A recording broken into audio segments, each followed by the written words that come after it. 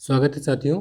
दृष्टि quick book में आज हम लोग रिवाइज करने वाले हैं भारत के गवर्नर जनरल तथा वायसराय। दो पार्ट में इसको हम लोग पढ़ेंगे।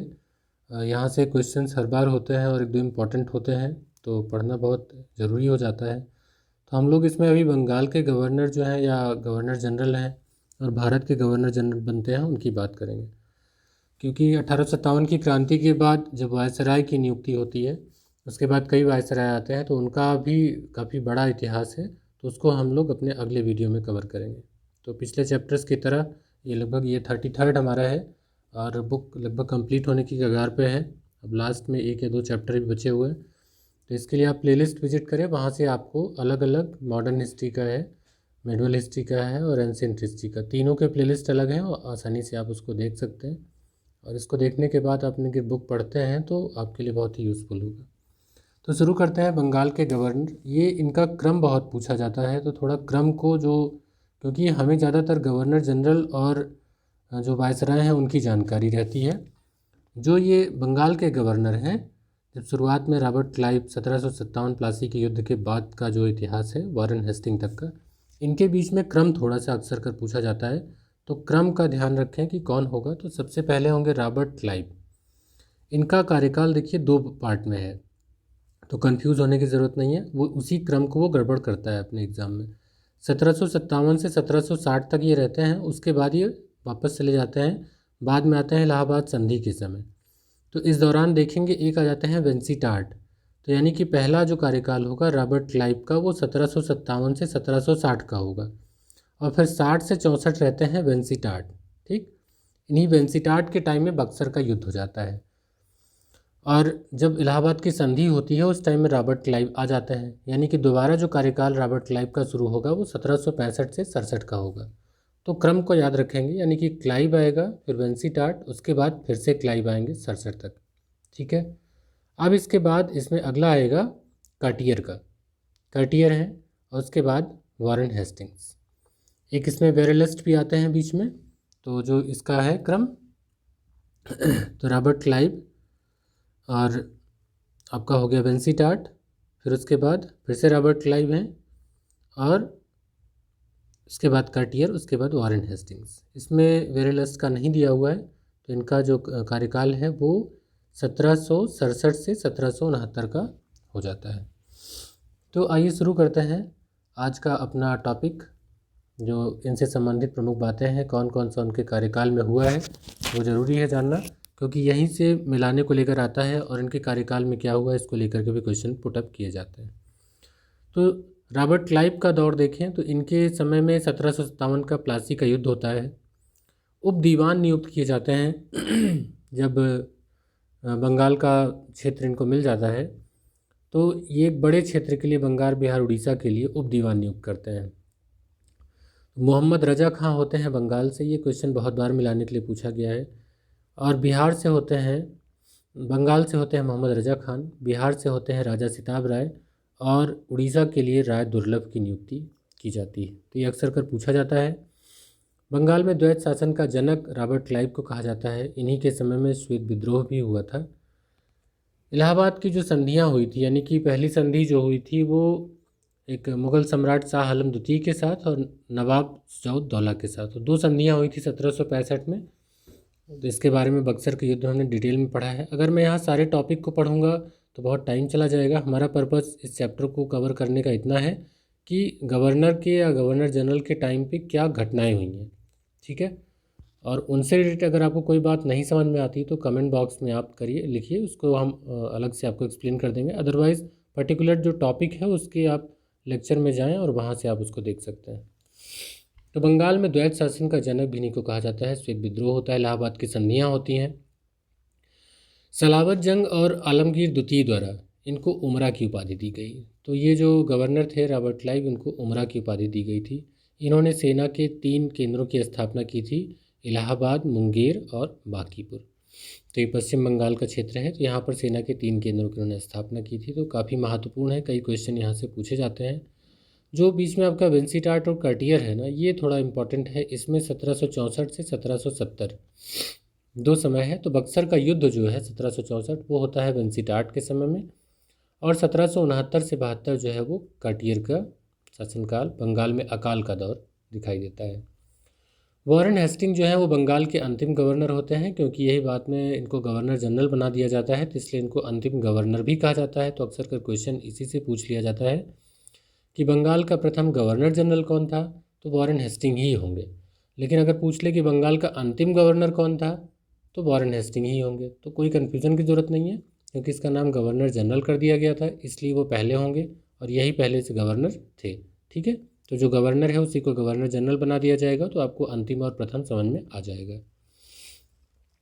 तो बंगाल में इन्होंने जो द्वैत शासन लगाया था क्लाइव ने, उसको इन्होंने समाप्त कर दिया और प्रत्येक जिले में एक फौजदारी तथा दीवानी अदालतों की स्थापना की 1772 में। तो वॉरेन हेस्टिंग का कार्यकाल 1772 से 1774 का जो रहा वो एज ए गवर्नर रहा, लेकिन रहते ये 85 तक हैं। तो 1774 से 1785, तो पूरा कार्यकाल देखें तो गवर्नर जनरल का अगर केवल देखें तो 1774 से 85, अगर पूरा कार्यकाल देखें तो 1772 से ही है ये। ठीक, तो ये भी थोड़ा सा यहाँ ध्यान रखेंगे। अब बंगाल के गवर्नर जनरल आ जाएंगे, तो इनके तहत बहुत सारी बातें हैं जो इम्पोर्टेंट हैं और अक्सर कर पूछी जाती हैं। तो क्योंकि बंगाल का प्रथम गवर्नर जनरल कौन था, तो ये ऐसे पूछा सकता है। न्यायिक हत्या की संज्ञा दी जाती है, तो न्यायिक हत्या किसके काल में हुई थी? वॉरेन हेस्टिंग में। इसमें नंद कुमार पर अभियोग लगा करके फांसी उनको दे दी गई थी, तो इसे कहा जाता है न्यायिक हत्या।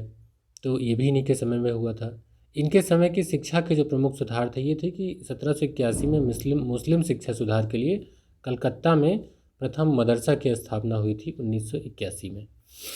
अब युद्धों को देखें तो कौन कौन सा था, तो प्रथम मराठा युद्ध है इनके समय 1765 से 82 में होने वाला प्रथम मराठा युद्ध था, और इसके अंत में होती है सालबाई की संधि 1782 में। तो वॉरेन हेस्टिंग का ही कार्यकाल है। अगर आप ऐसे भी याद रखें कि 1774 से 85 तक गवर्नर जनरल हैं, तो भी आप वो आसानी से ये याद हो सकता है। 1780 से 84 का जो है वो द्वितीय आंग्ल मैसूर युद्ध व मंगलौर की संधि जो है वो भी वॉरेन हेस्टिंग के काल में होती है, क्योंकि इसी के अंत में मंगलौर की संधि होती है। 1784 में आता है पिट्स इंडिया एक्ट, तो इसी में परिषद के सदस्यों की संख्या घटा करके 4 से 3 कर दी गई थी। एशियाटिक सोसाइटी ऑफ बंगाल की स्थापना किसके कार्यकाल में हुई थी? तो वॉरेन हेस्टिंग के काल में 1784 में हुई थी। ये हुई थी विलियम जोन्स द्वारा। अनुवाद का भी कुछ कार्य हुआ था, तो गीता व हितोपदेश का अंग्रेजी में अनुवाद हुआ था इन्हीं के समय में, और किसने किया था? तो चार्ल्स विल्किंस द्वारा। राजकीय कोषागार का ट्रांसफ़र किया गया था कहाँ? मुर्शिदाबाद से कलकत्ता लाया गया। इजारेदारी की व्यवस्था का जो है इजारेदारी प्रथा वो इनके समय में प्रारंभ हुई। यहाँ तक कि हिंदू मुस्लिम कानूनों को भी संहिताबद्ध किया गया। एक अनुवाद और मिलता है, अभिज्ञान शाकुंतलम का अंग्रेजी अनुवाद कराया गया।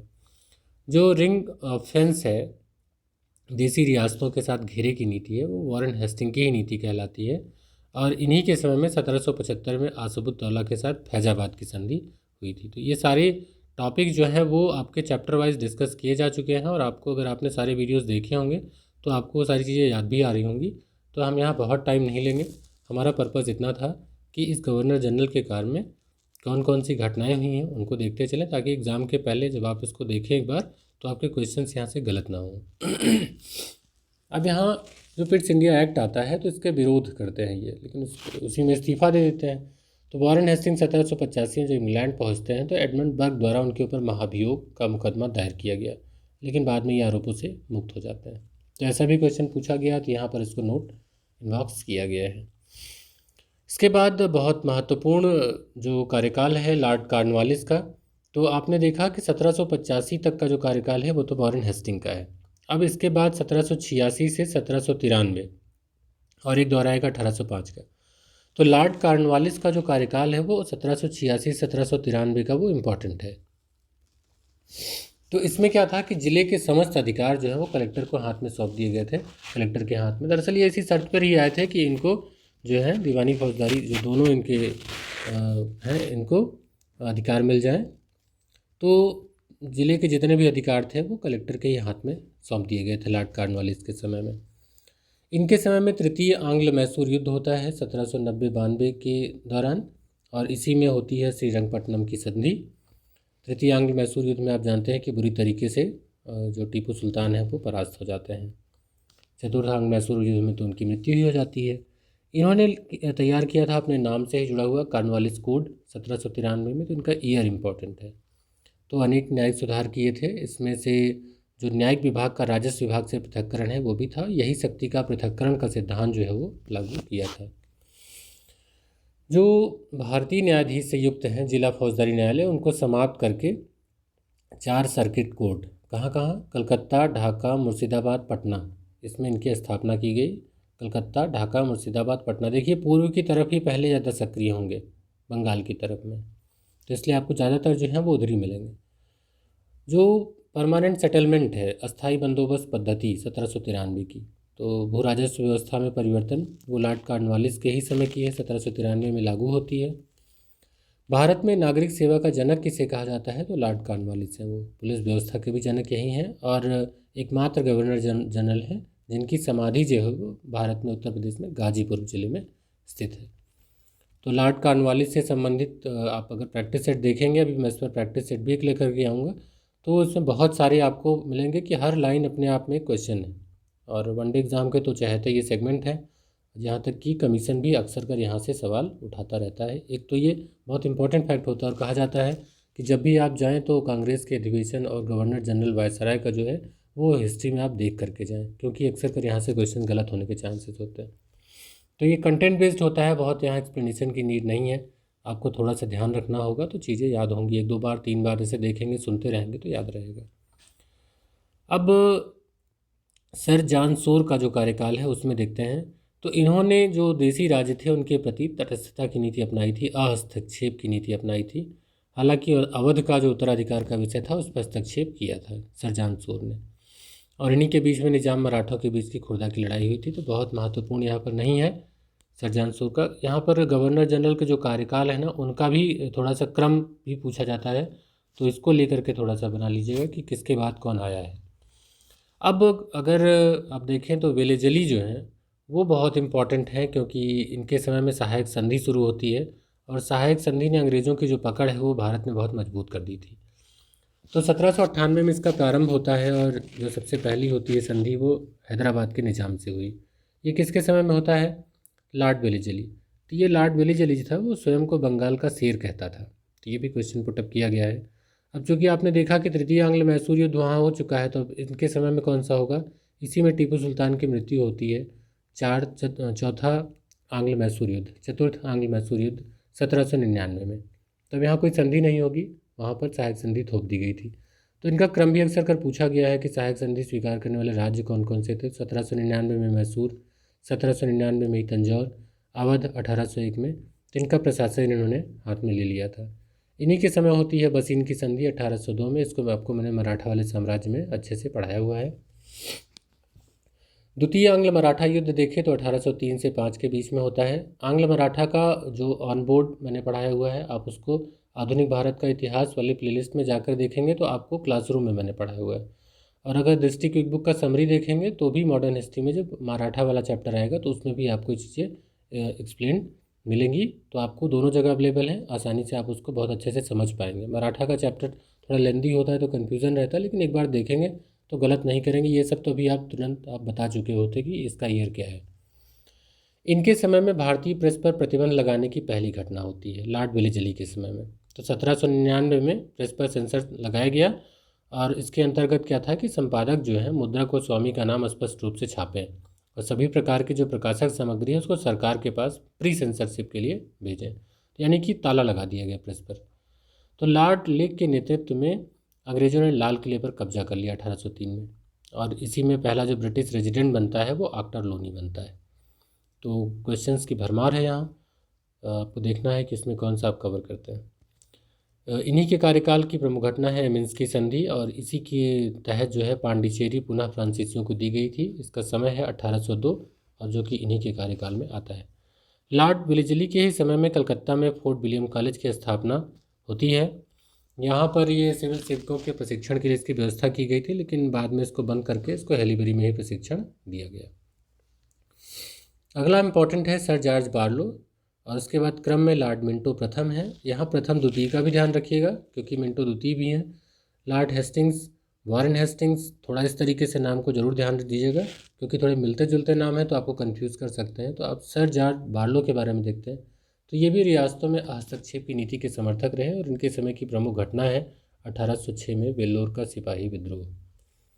लॉर्ड मिंटो प्रथम की बात करें तो रणजीत सिंह के साथ इन्होंने अमृतसर की संधि की अप्रैल 1809 में, और सिंध के साथ इनकी शाश्वत मित्रता की संधि की थी। तो सर जॉर्ज बारलो का वेल्लोर का सिपाही विद्रोह और लॉर्ड मिंटो प्रथम की बात करें तो अमृतसर की संधि, दो ही इंपॉर्टेंट है, तो इसको थोड़ा सा ध्यान रखिएगा अगर मिलाने के लिए आता है तो। लॉर्ड हेस्टिंग्स का कार्यकाल बहुत इंपॉर्टेंट है और बहुत बार पूछा जा चुका है। तो ये 1813 से 23 का है, 10 वर्ष का समय है। लॉर्ड हेस्टिंग्स के समय क्या क्या होता है, तो इसमें होता है आंग्ल नेपाल युद्ध, और इसी से संबंधित है 1816 की सुगौली की संधि, अक्सर कर चर्चा में रहती है नेपाल के साथ जब भी विवाद होता है तो। इसके बाद तृतीय आंग्ल मराठा युद्ध 1816 से 19, और इसी के बाद मराठा परिसंघ का कंपनी के साम्राज्य में विलय कर लिया जाता है। जो ये नेपाल के साथ सुगौली की संधि हुई थी, तो इसी के बाद जो ये लॉर्ड हेस्टिंग्स थे, इन्हीं को कहा गया मार्क्वेस ऑफ हेस्टिंग्स की उपाधि इनको दी गई।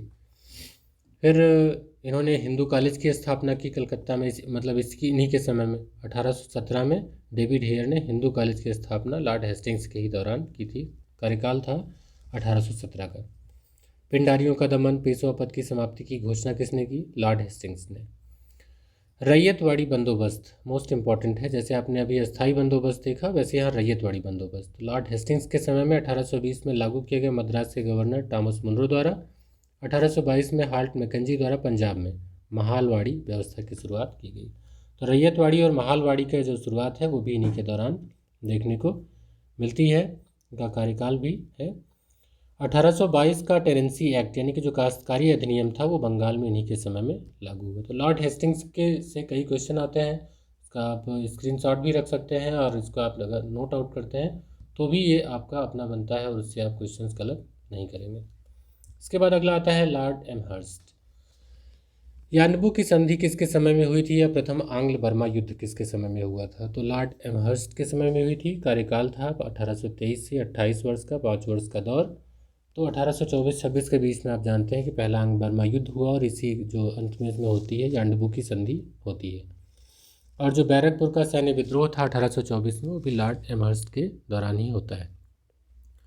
अब मोस्ट इम्पॉर्टेंट है कंटेंट लॉर्ड विलियम बेंटिक का। बेंटिक का सबसे ज़्यादा बार पूछा गया कि सती प्रथा पर रोक किसके द्वारा लगाई गई, तो किसके कार्यकाल में? लॉर्ड विलियम बेंटिक का कार्यकाल है 1828 से 33 का है, बहुत इंपॉर्टेंट है। तो 1829 में सती प्रथा पर रोक लगी थी। ठगी प्रथा का भी अंत 1830 में हुआ। तो कर्नल स्लीमैन थे, उन्होंने ठगों के विरुद्ध अभियान चलाया। इन्हीं के समय में जो है योग्यता को सेवा का आधार स्वीकार कर लिया गया, क्योंकि जो 1833 का चार्टर एक्ट 87 था उसके तहत सरकारी सेवाओं में भेदभाव का अंत कर दिया गया। कलकत्ता मेडिकल कॉलेज की नींव रखी गई, और जो कॉर्नवालिस ने सर्किट कोर्ट अपने देखा शुरू में किया था उनको बंद किया गया, और न्यायालय में फारसी भाषा के स्थान पर देसी भाषाओं को अपनाया गया। तो इसके बाद आते हैं भारत के गवर्नर जनरल। तो भारत के गवर्नर जनरल कौन कौन से होंगे? तो भारत के गवर्नर जनरल में हम लोग देखेंगे, क्योंकि अब यहाँ से लॉर्ड विलियम बेंटिक को, जो कि ये थे बंगाल के गवर्नर जनरल, अब इनको क्या बना दिया जाएगा? भारत के गवर्नर जनरल। तो इनका कार्यकाल तो 1828 से शुरू हो चुका है, लेकिन 33 तक का कार्यकाल जो है आपका बंगाल के गवर्नर जनरल के तौर पर है। अब जो कार्यकाल होगा 33 से 35 का 2 साल, वो इनका भारत के पहला, जो भारत का प्रथम गवर्नर जनरल है वो। तो कई क्वेश्चन पूछे जाते हैं, जैसे बंगाल का प्रथम गवर्नर, बंगाल का अंतिम गवर्नर, बंगाल का प्रथम गवर्नर जनरल, अंतिम गवर्नर जनरल, और भारत के प्रथम गवर्नर जनरल। तो थोड़ा सा जो वर्ड्स हैं कीवर्ड पकड़िएगा, गलत नहीं होगा, एक बार क्रम पढ़ेंगे तो गलत नहीं होगा। लॉर्ड विलियम का जो आपने सती प्रथा से देखा, ठगी प्रथा को देखा, सेवा को योग्यता को सेवा का आधार माना गया, न्यायालय में सुधार हुआ। तो इसके आगे तहत भी देखिए, पहला जो इम्पोर्टेंट पार्ट यही बनता है कि भारत का पहला जो गवर्नर जनरल है वो कौन थे? तो लॉर्ड विलियम बेंटिक थे। तो 1833 का चार्टर एक्ट आया था, उसी के तहत बंगाल के गवर्नर जनरल को भारत का गवर्नर जनरल बना दिया। इन्हीं के समय में 1834 में आगरा प्रेसिडेंसी का निर्माण किया गया, और मोस्ट इम्पॉर्टेंट है विधि आयोग का गठन किया गया, लॉ कमीशन का। और इनके समय में शिक्षा में जो सुधार हुआ उससे आप परिचित ही हैं कि 1835 में अंग्रेजी भाषा को उच्च शिक्षा, हायर एजुकेशन का मीडियम बनाने की घोषणा कर दी गई, और जो कुप्रशासन का आधार लगा करके मैसूर, कुर्ग, कछार की रियासतों का विलय लॉर्ड विलियम बेंटिक के दौरान कर लिया गया। तो लॉर्ड विलियम बेंटिक 1828 से लेकर 1835 तक रहते हैं। इसी के दौरान इनका जो पोस्ट है इनकी अपग्रेड कर दी जाती है और इसके बाद जितने आएंगे भारत के गवर्नर जनरल होंगे। तो अब वो पूरे भारत पर इनके फैसले लागू होंगे। इसके बाद अलग अलग आते हैं छोटे छोटे, उनको देखते हैं। Lord Metcalfe. तो लॉर्ड मेटकाफ के लिए अक्सर कर पूछा जाता है कि भारतीय प्रेस का मुक्तिदाता किसे कहा गया है। तो लॉर्ड मेटकाफ का कहा गया है, छोटा कार्यकाल है 1835 से 36 का। Lord Auckland. लॉर्ड ऑकलैंड का कार्यकाल 1836 से 42 का है। इन्हीं के समय में प्रथम आंग्ल अफगान युद्ध होता है। भारत में जो शिक्षा है, पाश्चात्य चिकित्सा पद्धति है, उसका विकास इनके कार्यकाल में हुआ। और इन्हीं के कार्यकाल में जो शेरशाह ने सूरी मार्ग बनवाया था उसी का नाम बदल करके ग्रांड ट्रंक रोड यानी कि जीटी रोड रखा गया। और इन्हीं के समय में जो त्रिपक्षीय संधि हुई थी ऑकलैंड, रणजीत सिंह, अफगान शासक शाह शुजा के बीच में, तो अफगानिस्तान से संबंधित ये भी इंपॉर्टेंट टॉपिक था 1838 में। तो जो त्रिपक्षीय संधि हुई थी वो लॉर्ड ऑकलैंड की ही हुई थी, क्योंकि इसमें ऑकलैंड, रणजीत सिंह और अफगान शासक शाह शुजा थे। हालांकि इससे बहुत विशेष इनको फ़ायदा नहीं हुआ। चैप्टर में बहुत अच्छे इसको डिस्कस किया गया है, वहाँ आप देखिएगा। लॉर्ड एलनबरो जो है 1842 से 44 इनका कार्यकाल है। किसे कहा जाता है ओल्ड मैन इन हरी? तो ये है लॉर्ड एलनबरो। इनका प्रमुख था सिंध का विलय 1843 में। और भारत में दास प्रथा का अंत लॉर्ड एलनबरो से ही जोड़ा जाता है। और चूँकि 1843 के अधिनियम 5 द्वारा इसे समाप्त किया गया, तो किसने समाप्त किया? लॉर्ड एलनबरो ने। और 43-44 में देसी भाषा में ग्रामीण शिक्षा के विकास के लिए थॉमसन योजना लाई गई थी, वो लॉर्ड एलनबरो के समय में लाई गई थी। तो थॉमसन योजना क्या है, तो यही इंपॉर्टेंट हो जाता है, और किसके समय में आई थी वो भी इंपॉर्टेंट होता है। लॉर्ड हार्डिंग प्रथम और लॉर्ड हार्डिंग द्वितीय भी याद रखिएगा। लॉर्ड हार्डिंग प्रथम जो है 1844 से 1848 का दौर है। प्रथम आंग्ल सिख युद्ध जो है, जो इसी के बाद लाहौर की संधि होती है, तो ये किसके समय में होगा? लॉर्ड हार्डिंग प्रथम के समय में। और इसी समय में नरबली प्रथा जो चल रही थी खोंड जनजाति में, उस पर भी इन्होंने रोक लगाई थी। तो नरबली प्रथा पर रोक लगाने का कार्य किसने किया? लॉर्ड हार्डिंग प्रथम ने। सबसे ज़्यादा विवादित और सबसे ज़्यादा प्रसिद्ध वेलेजली के बाद लॉर्ड डलहौजी। अगर लॉर्ड वेलेजली ने यहाँ पर पैर जमाए तो उस पर इमारत खड़ी करने का काम लॉर्ड डलहौजी ने किया। इनका कार्यकाल है 1848 से 1856, बहुत महत्वपूर्ण। यहाँ से क्वेश्चन जितने हैं लाइन बाय लाइन आपके क्वेश्चन ही क्वेश्चन है। द्वितीय आंग्ल सिख युद्ध लॉर्ड डलहौजी के समय, कार्यकाल क्या है? 1848 से 49। इसी के बाद पंजाब का कंपनी साम्राज्य में विलय हो जाता है। द्वितीय आंग्ल बर्मा युद्ध, इसी के बाद लोअर बर्मा और पेगू का अधिग्रहण हो जाता है। तो द्वितीय आंग्ल बर्मा युद्ध का समय क्या है? 1851-52। इन्हीं के समय में वुड डिस्पैच आता है, चार्ल्स की वुड शिक्षा नीति 1854। और सबसे इम्पॉर्टेंट ये है कि जो डॉक्ट्रिन ऑफ लैप्स था, व्यक्तिगत सिद्धांत, वो इन्हीं के समय में लागू होता है। तो इसके तहत क्रम बनता है सतारा, जैतपुर, संबलपुर, बघाट, उदयपुर, झांसी, नागपुर, अवध। तो इनका ईयर भी याद रखना जरूरी है, क्योंकि यहाँ से आप किसी भी एग्ज़ाम को देख लें तो यहाँ से क्वेश्चन आए ही आए। तो 1848 में सतारा, 1849 में जैतपुर संबलपुर, बघाट 1850 में, उदयपुर 1852 में, झांसी 1853 में, नागपुर 1854 में और अवध 1856 का जो है कंपनी साम्राज्य में विलय कर लिया जाता है। इनका क्रम बहुत आता है, तो ये आपको कई बार इसको याद करना पड़ेगा क्रम से ही। अक्सर कर क्रम ही पूछा जाता है, तो ईयर भी याद रखें कब इनको, और इनका क्रम जरूर याद रखें, क्योंकि क्वेश्चन यही पूछता है। एक आता है करौली। तो करौली का भी विलय किया गया था, लेकिन चूंकि इसको बोर्ड ऑफ कंट्रोल ने मान्यता नहीं दी तो इसको वापस लौटाना पड़ गया। और अवध का विलय आप जानते हैं कि आउटम रिपोर्ट के आधार पर प्रशासन का आरोप लगा कर लिया गया। तो 1853 में बम्बई और थाने के बीच में जो पहली रेल चली, तो वो लॉर्ड डलहौजी के ही समय चली। तो ये भी क्वेश्चन बनता है। डाकघर अधिनियम भी 1854 में पारित हुआ, यानी कि इन्हीं का कार्यकाल था। और अंतर्राष्ट्रीय व्यापार की दिशा में एक अच्छा काम हुआ कि भारत के बंदरगाहों को अंतर्राष्ट्रीय व्यापार के लिए खोल दिया गया। लेकिन आप जानते हैं कि वो सब अंग्रेज़ों के फेवर में था, ना कि इंडिया के। तो भले वो खोला गया था, लेकिन उससे लाभ तो अंग्रेज़ ले रहे थे। और यहाँ विधवा पुनर्विवाह अधिनियम जो है 1856 का, उसका मसौदा तैयार किया गया था। हालांकि इसमें पारित नहीं हुआ था। जब आप देखेंगे कभी विधवा पुनर्विवाह अधिनियम कैनिंग के समय में इसको लागू किया जाएगा, तो इसका मसौदा इनके समय में तैयार कर लिया गया था। इसके बाद लॉर्ड डलहौजी का कार्यकाल देखें तो सिक्किम को भारत में मिला लिया गया। सार्वजनिक निर्माण विभाग यानी PWD, और एक आता है PWD की स्थापना की गई इनके समय में। एक आता है नॉन रेगुलेशन सिस्टम। ये नॉन रेगुलेशन सिस्टम क्या था, तो यही इंपॉर्टेंट हो जाता है। इसमें यह था कि बंगाल के लिए उप गवर्नर का पद सृजित किया। जो प्रदेश नए नए अभी जोड़े गए थे, अधिकृत किए गए थे, तो उनको डायरेक्ट रूल में लिया गया, प्रत्यक्ष शासन में, जैसे केंद्र शासित प्रदेश की तरह। तो इसी को कहा गया नॉन रेगुलेशन सिस्टम। और डलहौजी ने ही ग्रीष्मकालीन राजधानी शिमला को बनाया और एक सैन्य मुख्यालय भी गठित किया। एक निस्यंदन का सिद्धांत जो है इनके समय में आता है, तो जो वुड डिस्पैच था, तो उसके डिटेल तो आप पढ़े ही होंगे कि इसमें मैकाले का जो टपकन पद्धति लिखा है, एक्चुअली वो निस्यंदन थियरी थी। तो इसमें क्या था कि अगर आप जो ऊपरी वर्ग है उसको आप शिक्षा देंगे तो उनसे शिक्षा छन करके निचले वर्ग तक पहुंच जाएगी, तो ये देने की बात की गई थी। तो ये इन्हीं के समय में आया था। और शिमला की जो राजधानी बनाया गया ग्रीष्मकाल में, वो भी डलहौजी ने ही बनाया था। और सैन्य विभाग को सार्वजनिक विभाग से अलग करके एक नया विभाग भी बना दिया था। तो सिक्किम को भारत में मिला लिया गया, पहले ही बता दिया है। इसके बाद आते हैं लॉर्ड कैनिंग। तो जैसे आपने बेंटिक को देखा वैसे ही लॉर्ड कैनिंग को देखिए, इंपॉर्टेंट है। तो इसमें 1857 में 3 नए विश्वविद्यालय की स्थापना होती है कैनिंग के समय में। ये अभी कब की बात है? 1857 की, विद्रोह से पहले की बात है। कहाँ कहाँ पर? कलकत्ता, मद्रास, बम्बई, 3 जगह नए विश्वविद्यालय। अब इसके बाद अंतिम गवर्नर जनरल होता है और इसी के समय हो जाता है 1857 का विद्रोह। तो जो अभी तक गवर्नर जनरलों ने जो अत्याचार मचाया यहाँ पे, उसकी वजह से हो जाता है विद्रोह। और वो किसके समय में होता है? लॉर्ड कैनिंग के समय में। तो इसी के बाद में ब्रिटिश सत्ता डायरेक्टली प्रत्यक्ष नियंत्रण में ले लेती है और बहुत सारे बदलाव किए जाएंगे। 1858 का भारत शासन अधिनियम आता है, तो उसमें बहुत सारे बदलाव करके गवर्नर जनरल को वायसराय कह दिया जाता है और वो ब्रिटिश शासन के अधीन होता है, डायरेक्ट कंट्रोल में। तो यहीं पर क्या होगा कि अंतिम गवर्नर जनरल कौन हो जाएगा? लॉर्ड कैनिंग हो जाएंगे। और चूंकि उनको हटाया नहीं गया, वही है, तो वायसराय कौन बनेगा पहला? तो लॉर्ड कैनिंग ही बनेंगे। तो भारत के वायसराय जितने हैं, काफ़ी लंबी इनकी लिस्ट है, तो इसको हम लोग देखेंगे अपने अगले चैप्टर में। वायसराय को अलग से पढ़ेंगे ताकि आपको आसानी से सबका एक क्रम बना रहे। तो उसको हम लोग अपने अगले वीडियो में कवर करने वाले हैं। इसके बाद एक प्रैक्टिस सेट भी हल करेंगे। उम्मीद करता हूँ कि आपको ये पसंद आया होगा।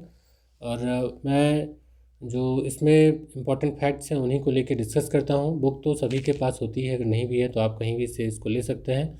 हमारा पर्पज़ होता है कि इस पर हम थोड़ी चर्चा करें और क्या चीज़ें इंपॉर्टेंट है, एग्ज़ाम में क्या आती हैं, कौन सी बातें हैं जिनको हम कैसे पढ़ें। एक बार सुनते भी हैं आप काम करते समय, तो भी आपको अच्छे से तैयार हो जाता है। तो मिलते हैं अपने अगली वीडियो में, जो इसमें भारत के वायसराय हैं उनसे संबंधित घटनाओं का डिस्कशन करते हुए। पढ़ाई करते रहिए। मिलते हैं अगली वीडियो में, तब तक के लिए गुड बाय।